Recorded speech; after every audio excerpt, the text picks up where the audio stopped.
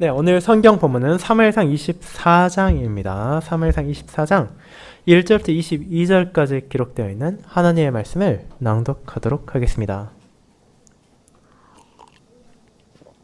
사무엘상 제24장.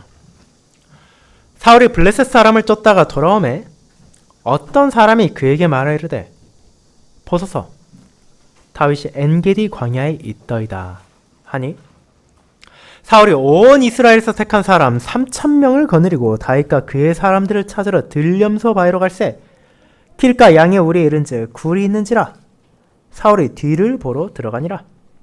다윗과 그의 사람들이 그 굴 깊은 곳에 있더니 다윗의 사람들이 이르되 보소서 여호와께서 당신에게 이르시기를 내가 원수를 내 손에 넘기리니 내 생각에 좋은 대로 그에게 행하라 하시더니 이것이 그날이니이다 하니 다윗이 일어나서 사울의 겉옷자락을 가만히 베니라. 그리한 후에 사울의 옷자락 뱀으로 말미암아 다윗의 마음이 찔려 자기 사람들에게 이르되 내가 손을 들어 여호와의 기름 부음을 받은 내 주를 치는 것은 여호와께서 금하시는 것이니 그는 여호와의 기름 부음을 받은 자가 됨이니라 하고 다윗이 이 말로 자기 사람들을 금하여 사울을 해하지 못하게 하니라. 사울이 일어나 굴에서 나가 자기 길을 가니라. 그 후에 다윗도 일어나 굴에서 나가 사울의 뒤에서 외쳐 이르되 내 주 왕이여 하매 사울이 돌아보는지라. 다윗이 땅에 엎드려 절하고 다윗이 사울에게 이르되 보소서 다윗이 왕을 해하려 한다고 하는 사람들의 말을 왕은 어찌하여 들으시나이까? 오늘 여호와께서 굴에서 왕을 내 손에 넘기신 것을 왕이 아셨을 것이니이다. 어떤 사람이 나를 권하여 왕을 죽이라 하였으나 내가 왕을 아껴 말하기를 나는 내 손을 들어 내 주를 해하지 아니하리니 그는 여호와의 기름 부음을 받은 자이기 때문이라 하였나이다. 내 아버지여 보소서 내 손에 있는 왕의 옷자락을 보소서. 내가 왕을 죽이지 아니하고 겉옷자락만 베었은즉 내 손에 악이나 죄가가 없는 줄 오늘 아실지니이다. 왕은 내 생명을 찾아 해하려 하시나 나는 왕에게 범죄한 일이 없나이다. 여호와께서 나와 왕 사이를 판단하사 여호와께서 나를 위하여 왕에게 보복하시려니와 내 손으로는 왕을 해하지 않겠나이다. 내 속담에 말하기를 악은 악인에게서 난다 하였으니 내 손이 왕을 해하지 아니하리이다. 이스라엘 왕이 누구를 따라 나왔으면 누구의 뒤를 쫓나이까? 죽은 개나 벼룩을 쫓음이니이다. 그런즉 여호와께서 재판장이 되어 나와 왕 사이에 심판하사 나의 사정을 살펴 억울함을 풀어주시고 나를 왕의 손에서 건지기를 원하나이다 하니라. 다윗이 사울에게 이같이 말하기를 마침에 사울이 이르되 내 아들 다윗아 이것이 내 목소리냐 하고 소리를 높여 울며 다윗에게 이르되 나는 너를 학대하되 너는 나를 선대하니 너는 나보다 의롭도다. 내가 나 선대한 것을 오늘 나타냈나니 여호와께서 나를 내 손에 넘기셨으나 내가 나를 죽이지 아니하였도다. 사람이 그의 원수를 만나면 그를 평안히 가게 하겠느냐? 내가 오늘 내게 행한 일로 말미암아 여호와께서 내게 선으로 갚으시기를 원하노라. 보라, 나는 내가 반드시 왕이 될 것을 알고 이스라엘 나라가 내 손에 견고히 설 것을 아노니 그런즉 너는 내 후손을 끊지 아니하며 내 아버지의 집에서 내 이름을 멸하지 아니할 것을 이제 여호와 이름으로 내게 맹세하라 하니라. 다윗이 사울에게 맹세하며 사울은 집으로 돌아가고 다윗과 그의 사람들은 요새로 올라가니라. 아멘. 설교회는 시편 91편 5절 7절 8절을 부르도록 하겠습니다. 사랑하는 주 예수 그리스도 안에 있는 형제 자매님들, 저와 여러분은 이 땅에 살아가는 동안 권력을 두고 싸우는 싸움들이 얼마나 잔인하고 얼마나 추악해질 수 있는지를 종종 보게 됩니다. 본질적으로 대부분의 권력은 나눌 수 없는 것이기에 이미 권력을 가지고 있는 사람이나 집단은 그것을 빼앗기지 않기 위해 잠재적인 경쟁자들을 짓밟고 그것을 노리고 있는 사람들은 그것을 이미 누리고 있는 이들을 무너뜨리기 위해 노력합니다. 그런 과정에서 우리는 얼마나 무서운 일들이 자행되는지를 바라볼 때도 있으며 심지어 우리 눈에 보이지 않는 곳에서는 그보다 더 심한 일들이 계속해서 일어나고 있다는 것도 알 수 있습니다. 그렇게 권력을 지키기 위해, 권력을 빼앗기 위해 부모가 자녀를 망가뜨리고 자녀가 부모를 무너뜨리며 친구를 배신하고 타인을 몰락시키는 행위가 인류 역사 가운데 멈추지 않고 계속해서 나타나고 있습니다. 그리고 그런 행동들은 권력은 원래 그런 것이라는 합리 안에서 지금 이 순간에도 크고 작은 방식으로 어딘가에서 일어나고 있을 것입니다.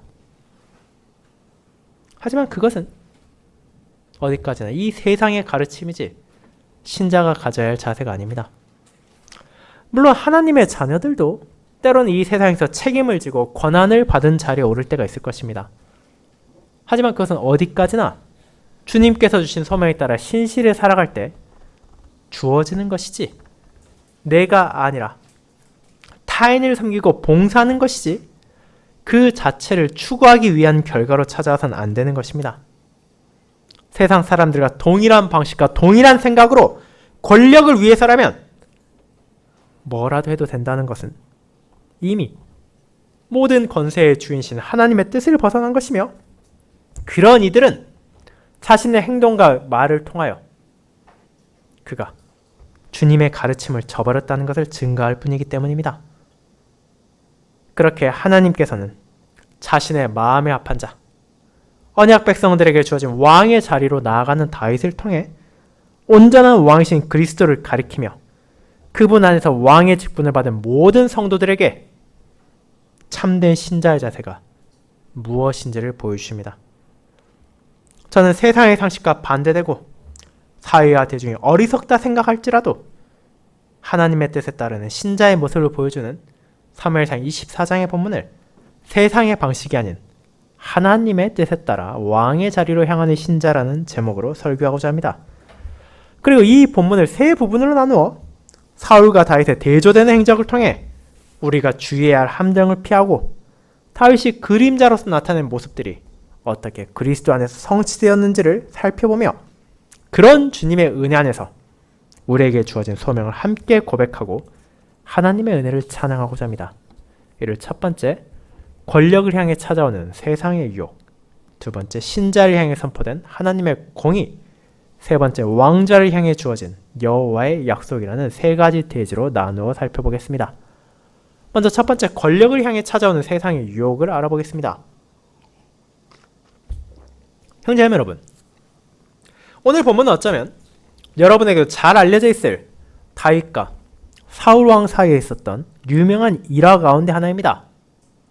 다윗은 자신이 살아가는 동안 몇 차례나 사울의 목숨을 직접적인 방식으로 혹은 간접적인 방식으로 건져주었고 오늘 본문에 나타난 사건 또한 그와 마찬가지로 다윗이 사울을 향해 베푼 호의와 자비를 보여주고 있습니다.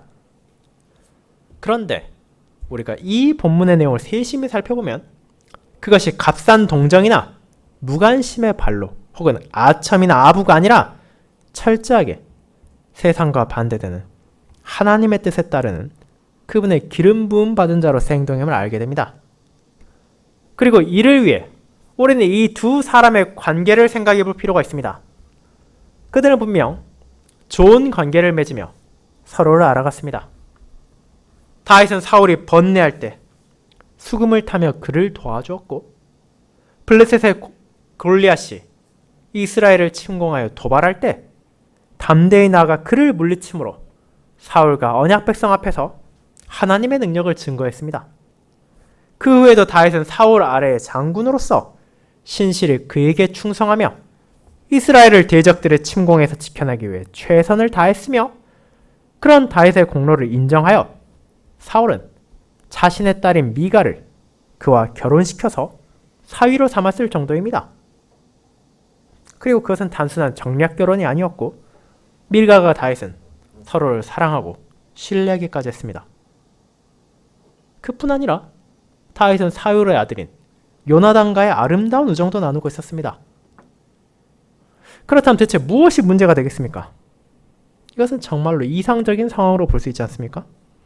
나라를 지탱할 유능한 사람이 자기의 사위이고 그 나라를 이어받을 자기 아들과도 친밀한 관계라면 왕인 사울에게 있어 그것은 기뻐하고 하나님께 감사할 일이지 않겠습니까? 그러나 권력을 향한 그의 집착은 그 관계를 무너뜨리고 그와 연결하는 모든 사람들을 불행한 길로 내몰았습니다. 다윗을 향한 백성들의 지지가 점점 높아지자 사울은 다윗이 그의 왕권을 노리고 있다 의심했으며 마침내 그를 제거하기로 결심했습니다. 다윗은 요나단과 미갈의 도움으로 몸을 피했지만 그 과정에서 다윗을 도운 아히멜렉을 비롯한 제사장들 그리고 그 제사장들이 살던 노베 사람들이 사울의 지시를 받은 도에게 칼날에 학살당했으며 그런 끔찍한 죄를 범했음에도 사울의 진노는 전혀 꺼지지 않고 다윗을 향한 추격을 멈추지 않았습니다. 마침내 그를 향한 사울의 칼날이 그 생명을 찌르기에 이르려던 때 하나님께서는 블레셋을 사용하심으로 사울이 물러나게 만들었고 다윗의 생명을 지키셨습니다. 그렇게 다윗과 그를 따르던 사람들은 긴장을 벗어나 잠시간의 휴식을 취하고 예루살렘으로부터 60km 정도 떨어진 곳에 있는 오늘날도 관광지로 유명한 엔게디란 지역의 요새에서 머물게 된 것이 오늘 본문에 앞선 내용들이었습니다.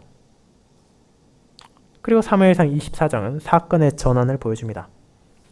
23장은 블레셋의 공격으로 인해 사울이 물러났고 다윗과 그를 따르는 사람들은 엔게디 요새에 머물렀다는 것으로 마치 갈등이 해소된 것 같은 느낌을 주었지만 실제로 그것은 더 큰 사건을 위한 잠시간의 휴식기에 불과했음을 알려주는 것입니다. 사울은 블레셋과의 전쟁을 마쳤습니다. 그 결과가 어땠는지를 알려주진 않지만 아마도 사울의 이후 행동으로 보았을 때 후방의 걱정을 제거한 것으로 보이기에 그 전쟁은 승리한 것으로 보입니다. 그렇게 전쟁을 다녀온 사울이 무슨 소식을 듣게 됩니까? 그의 사람 중 한 명이 왕을 향해 그 다윗이 엔게디 광야에 있다고 전하는 것입니다. 그 말을 한 사람의 의도를 정확히 할 수는 없지만 최소한 이는 사울의 명령에 따른 것으로 보입니다. 즉, 사울은 이스라엘을 지키기 위한 전쟁을 하는 도중에도 다윗을 향한 경계와 의심을 내려놓지 않았고 그의 동향을 파악하고 감시하려 한 것입니다. 그리고 이제 그 소식을 들은 사울은 판단을 내려야 했습니다. 그런데 여기서 그가 생각해야 할 점이 있습니다. 그는 이미 몇 차례나 다윗을 얼마든지 죽일 수 있었던 것 같은 기회를 맞았었습니다. 하지만 그가 눈앞에서 던진 창이 빗나갔습니다. 자기의 아들, 딸인 요나단과 미갈이 자신이 아니라 다윗을 도와 그를 피신시켰습니다. 제사장들이 위험을 무릅쓰고 그를 도왔고 심지어 블레셋까지도 때를 맞춰 침공염으로 다윗을 죽일 수 있는 기회를 놓쳤습니다. 그런 일들이 연속적으로 일어날 때 사울은 무엇을 생각해야 했습니까? 그것이 단순히 우연이라고 치부해야 합니까? 그저 공교로운 일에 불과하다고 생각하면 됩니까? 그렇지 않습니다. 세상 사람이면 모를까?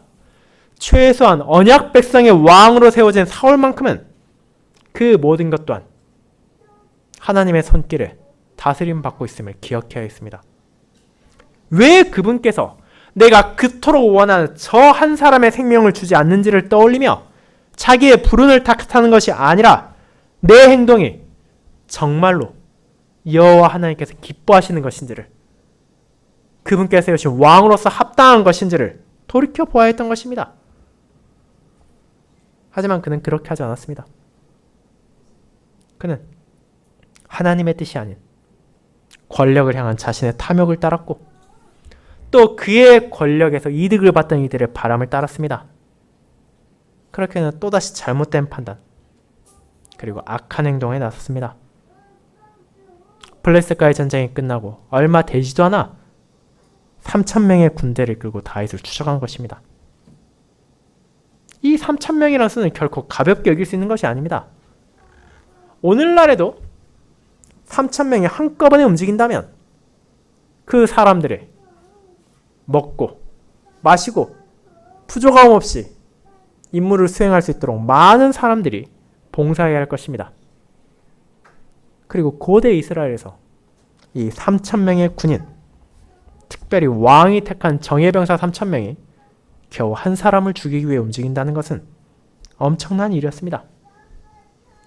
심지어 여러분은 앞선 사무엘상 13장에서 블레셋과의 전쟁이 있을 때 사울이 거느린 병사의 수가 3,000명에 불과했다는 것을 생각한다면 단 한 명, 그것도 죄를 저지르지도 않은 사람을 죽이기 위해 그토록 많은 군대를 움직인 것이 얼마나 심각한 일인지를 어렵지 않게 이해할 수 있을 것입니다. 이제 다시 한번 다윗의 목숨이 사울의 손아귀 안에 들어간 것처럼 여겨졌습니다. 그의 위치가 사울에게 노출되었을 뿐 아니라 그를 따르는 소수의 충직한 사람들이 있다 하더라도 사울이 데려온 3,000명의 정예 병사를 당해낼 재간은 없을 것이기 때문입니다.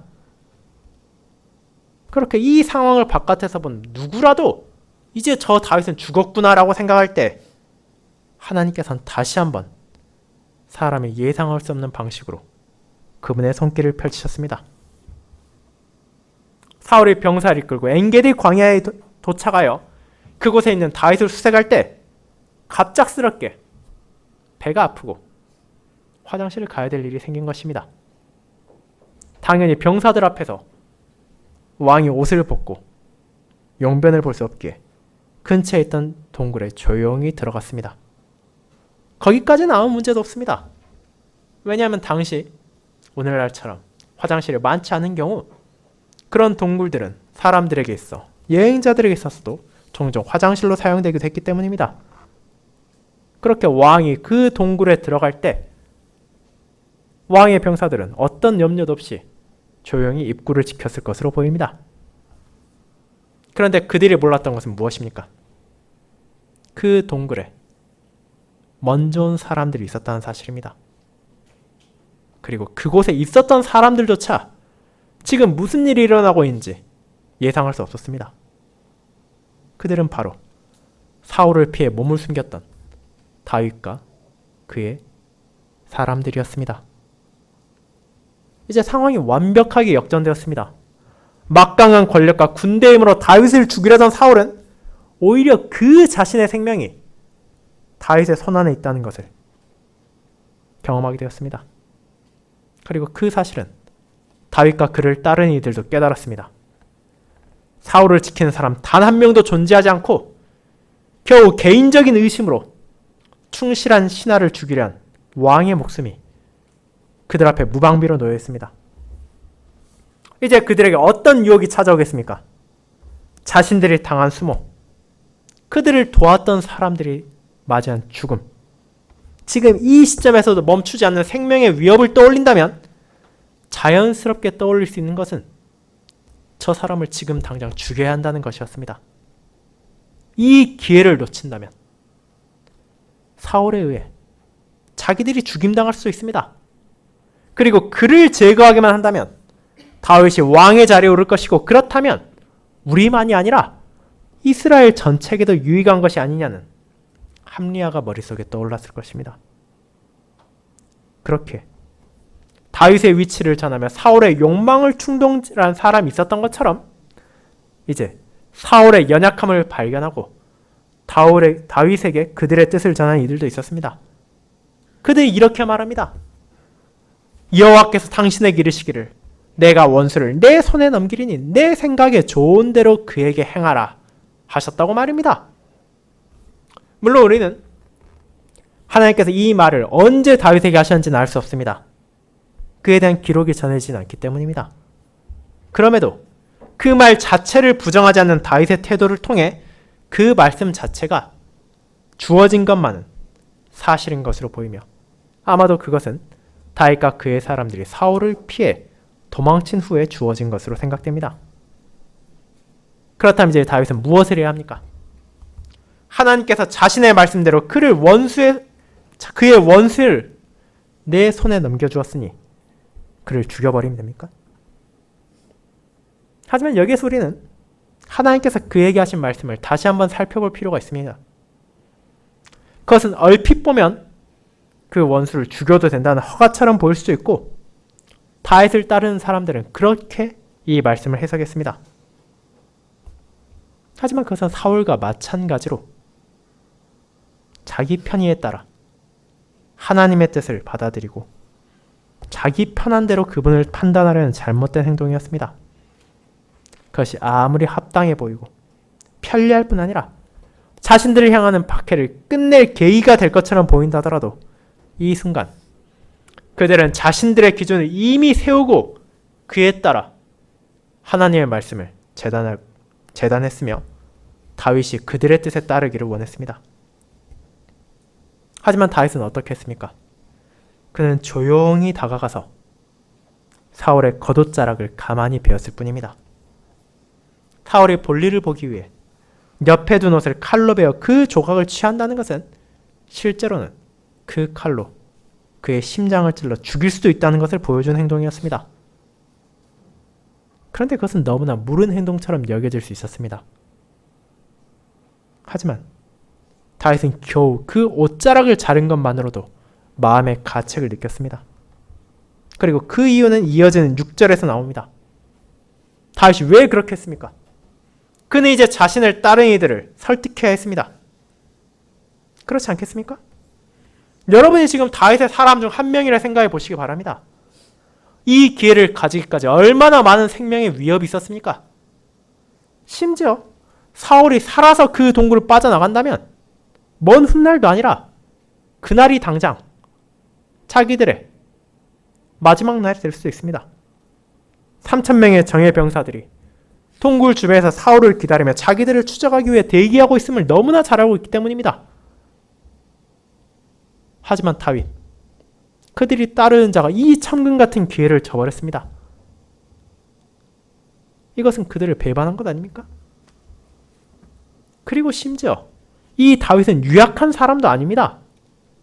그는 전쟁 영웅이며 많은 대적들을 쓰러뜨린 장군일 뿐 아니라 누구도 상대할 수 없을 것처럼 보였던 골리앗의 목을 젊은 시절에 이미 베어 죽인 사람이기까지 합니다. 그런데 이제 와서 겨우 한 사람을 죽이지 못하는 것을 그들이 어떻게 받아들이겠습니까? 그렇게 다윗도 지금 이 수하들을 진정시키지 못한다면 자기가 그를 죽이지 않았더라도 그의 부하들이 뛰쳐나가 사울을 죽일 것이라는 것을 너무나 잘 알고 있었습니다. 그렇게 다윗은 먼저 자신이 왜 사울을 죽이지 않았는지, 죽일 수 없었는지를 말합니다.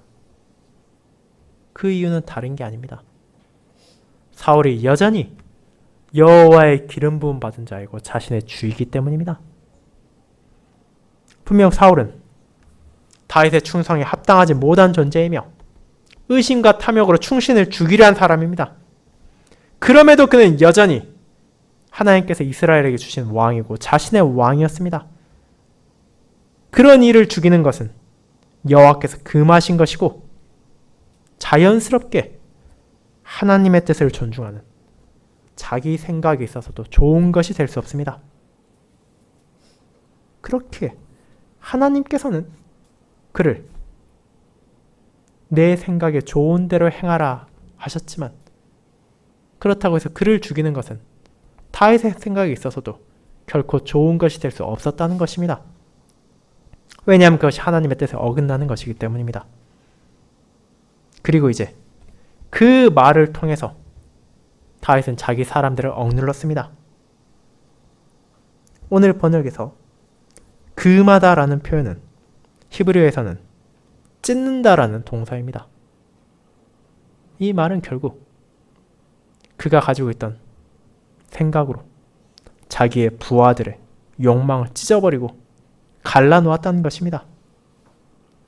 왜냐하면 그들 눈앞에 있는 권력 유혹이 너무나 강렬해서 그들이 목숨을 걸고 따르던 다윗의 말로도 쉽게 사라질 것이 아니었기 때문입니다. 그렇게 다윗은 그들이 사울을 해치지 못하도록 강하게 금지해야만 했습니다. 그리고 이런 다윗의 자비와 노력을 통해 사울은 무사히 굴에서 나가 그 목숨을 부지할 수 있었습니다. 그리고 그와 같이 권력을 위해서 하나님의 뜻을 왜곡하고 자의적으로 행동해도 괜찮지 않겠냐는 생각은 끊임없이 우리를 찾아오는 것입니다. 여러분은 구약과 신약에 나오는 믿음의 선조들의 궤적 안에서 이를 바라볼 때도 있고 심지어 예수 그리스도를 향해 마귀가 이런 유혹을 직접적으로 준 것 또한 알고 있습니다. 하지만 그분께서는 사탄의 유혹을 어떻게 대응하십니까? 사탄아, 물러가라! 기록되었을 주 너의 하나님께 경배하고 다만 그를 섬기라고 선언하셨습니다. 결국 우리에게 어떤 방식으로 권력에 대한 유혹이 찾아온다 하더라도 우리의 중심이 되어야 하는 것은 하나님을 경배하는 것, 그분의 뜻에 따르는 것임을 알려주신 것입니다. 그리고 다윗이 그림자로서 나타낸 그런 모습을 그리스도께서 분명하게 나타내심으로 그분의 모든 백성을 향해 세상의 권력에 흔들리지 않고 오직 하나님께서 기뻐하시는 그분의 뜻에 굳게 서는 것이 우리에게 좋은 것임을 깨닫게 하시는 것입니다. 사랑하는 형제자매 여러분, 하지만 동시에 우리는 연약한 인간으로서 사울이 가진 염려, 다윗의 사람들이 가진 충동을 충분히 이해할 수 있습니다. 우리는 권력의 과실이 얼마나 달콤한지 그 중독에서 헤어나오지 못하는 수많은 사람들을 역사 가운데 바라보며 오늘날에도 어렵지 않게 볼 수 있기 때문입니다. 그들은 권력을 향한 집착을 정당화하며 그것을 얻기 위해, 그것을 지키기 위해서라면 무엇이라도 괜찮으며 마치 자신이 아니라면 그 누구도 그것을 가질 수 없다고 생각하기까지 합니다. 하지만 그런 생각, 그런 행동이 비록 이 세상에 받아들여진다 하더라도 신자는 그에 흔들려서는 안 됩니다. 왜냐하면 우리는 하나님의 뜻에 따라 그분께서 기뻐하시는 것이 내게도 좋은 것이란 진리를 알게 되었기 때문입니다. 다윗과 마찬가지로 우리의 삶 가운데도 때로는 권력을 가지고 책임을 져야 할 위치가 주어질 수도 있겠지만 그것은 어디까지나 지름길과 불법을 일삼을 결과로 찾아오는 것이 아니라 신실한 삶의 증거로 맡겨지는 것이어야만 합니다. 하나님의 뜻을 거스리면서 얻는 그 무엇도 우리에게는 참된 선이 될 수 없다는 것을 우리는 고백하고 있으며 그것을 기억하고 있기 때문입니다. 이제 두 번째, 신자를 향해 선포된 하나님의 공의로 이어집니다. 성도 여러분, 그렇게 다윗은 여호와의 기름 부음 받은 자를 살려주고 자신에게 주어진 천금 같아 보였던 기회를 손에서 놓았습니다. 하지만 이 사실이 그가 유약하고 우유부단하게 그지없는 인물이란 것입니까? 그렇지 않습니다. 그는 사울의 잘못을 잘 알고 있었고 그런 사울을 징치할 대상이 바로 자신이 아니라 공의로운 여호와라는 사실을 알고 있었습니다. 그렇게 자신의 사적인 보복이 아니라 그 누구보다 의로우신 하나님의 재판장에 그를 맡긴 것입니다. 그 사실이 이어지는 본문들에 드러납니다. 다윗은 동굴에 빠져나간 사울을 부르고 그 앞에 엎드려 절하며 당신의 생명이 내 손에 달려 있었다는 것을 말합니다. 그것은 사람의 손으로 이루어진 것이 아니라 여호와께서 그를 나의 손에 넘기신 것이었고 그가 살 수 있었던 이유 오직 여호와께서 기름 부음 받은 자였을 뿐입니다. 비록 자신을 향한 모함이 계속되고 있을지라도 그를 죽이지 않음을 통해 오히려 그 모든 공격이 잘못된 것이고 심지어 자신에게도 찾아온 자신의 사람들을 통한 권력을 향한 유혹까지도 뿌리쳤다는 것을 담대히 말합니다.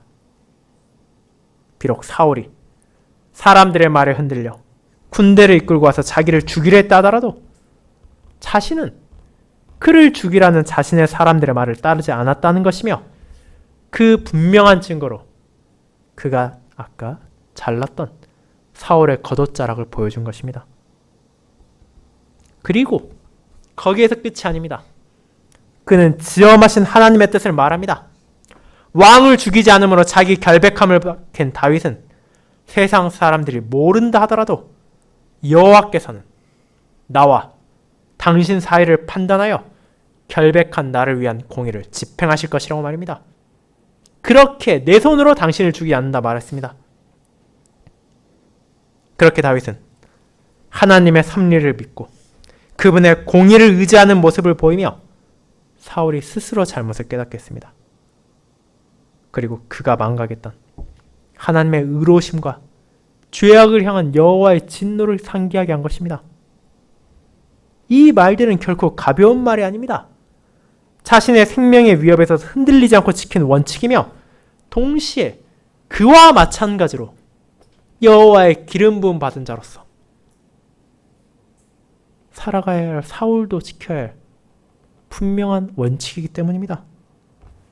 그렇게 다윗과 사울의 대화를 얼핏 들어보면 자기의 행동을 근거로 해서 사울의 자비를 다윗이 구하는 것처럼 느껴질 수 있지만 실제로는 공의로운 하나님 앞에서 과연 누가 의로운지, 누가 죄를 범했는지를 자각하게 하는 두려운 말이며 그 하나님의 재판정 앞에 양자를 데려가는 심판의 말이기도 했습니다. 궁극적으로 사람을 심판하는 최후의 재판장은 이 땅의 법관이 아니고 왕도 아닙니다. 한 분 여호와이시며 그렇게 사사로이 자기 욕망에 따라 군대를 이끌고 왕으로의 책무를 저버린 채 다윗을 죽이려 한 사울은 그 자신의 죄에 대한 벌을 하나님 앞에서 받게 될 것임이 선언되었습니다.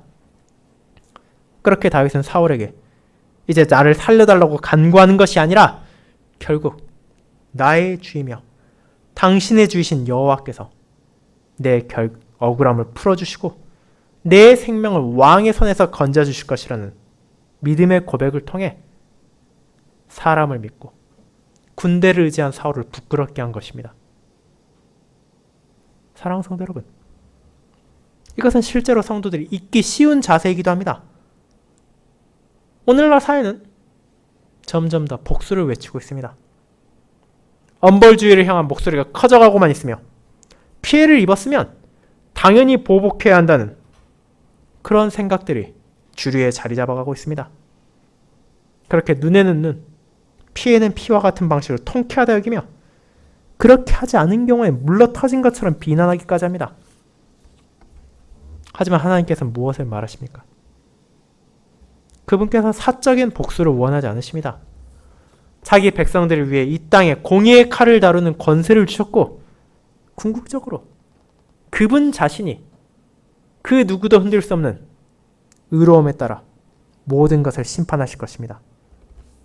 그렇게 바울이 로마서에서 전한 것처럼 악으로 악을 갚는 것은 신자의 방식이 아닙니다. 우리는 다윗의 고백과 같이 여호와의 보수하심을, 그분의 의로우심을 믿고 의지해야 합니다. 부족하고 어리석으며 능력이 없는 나와 달리 전능하고 전지하시며 공의로우신 하나님께서 모든 것을 선하게 그리고 바르게 다스릴 것이기 때문입니다.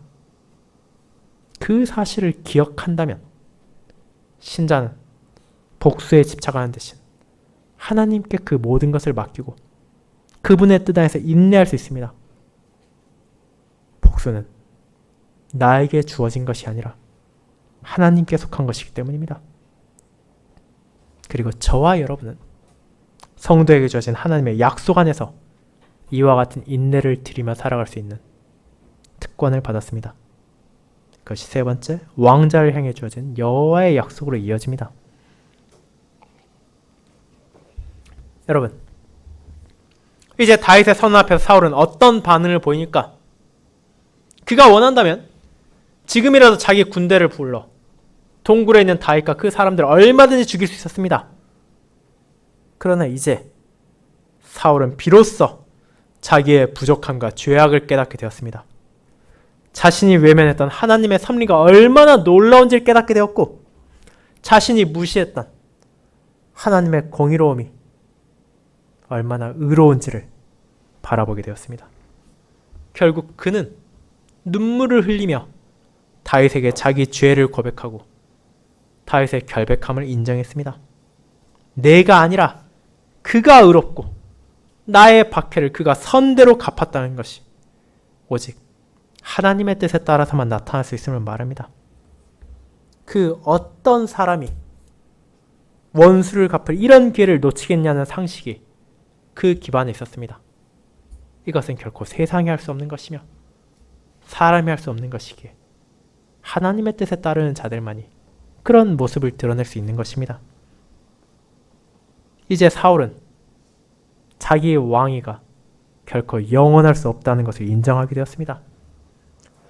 결국 언약 백성의 왕이 될 것은 다윗이며 그를 통해 이스라엘이 견고하게 서게 될 것입니다.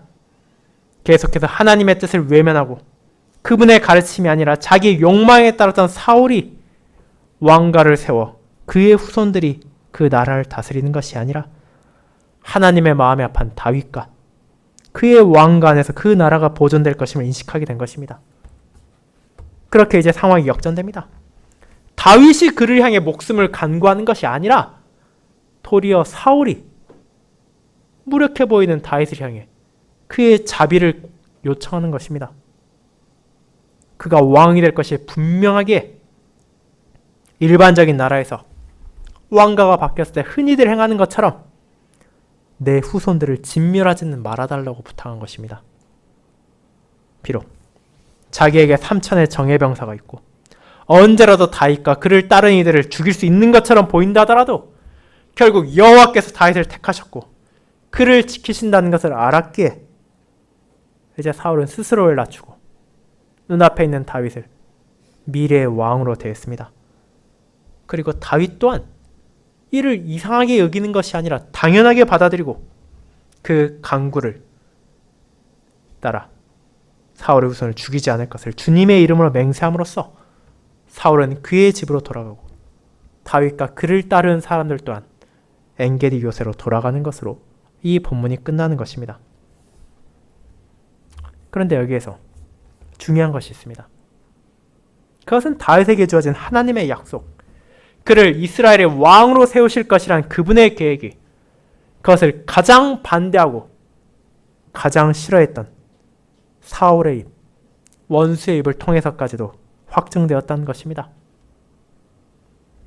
그는 자신의 어리석음을 깨달음으로 마침내 하나님의 뜻을 자각했으며 이제 다윗이 왕이 될 것과 그를 통해서 그 나라가 견고히 세워질 것을 고백하게 되었습니다. 그리고 그것은 실제로 하나님께서 다윗에게 약속하신 것이고 그를 통해 이루실 것이기도 합니다.